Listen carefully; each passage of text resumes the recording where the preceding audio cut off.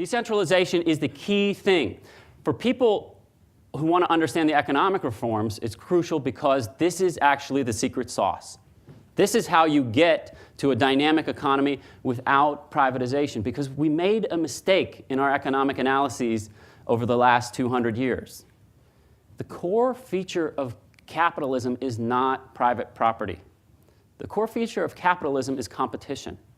Right? Now, we know in our own country, because of Chrysler and Ford and GM and many others, that are every bit as inefficient or were as Amtrak, that you can have inefficient privately held companies, non-state-owned companies, right? But you can also have dramatically efficient state-owned companies like PetroChina, right? And so the key feature is not private property. The key feature is actually competition. Now, why is that relevant for this? It's relevant because actually the way that China moved forward in a dynamic way in the economic reforms without privatization, without privatizing the state structure, was through decentralizing control and creating competition amongst the localities. Now, why is that relevant for investors in China today?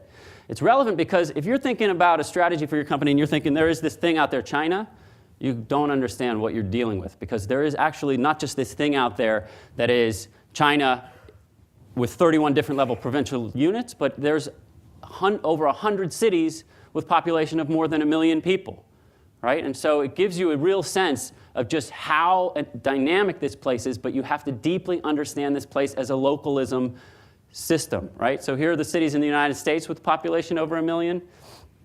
Here are the ones in China. And so if you want to understand this consumer world, you've got to look deep. And this is where the greatest amount of growth is.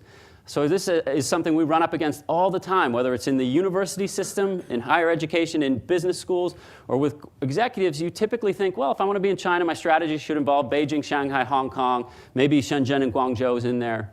But really, if you want to be in China, you need to go to Suzhou, Chengdu, Xi'an, Dalian, places that some of you have probably never heard of, but these are the places where the most dynamic capitalist development is happening, and usually they're easier governments to work with. The Shanghai government is incredibly difficult to work with right now.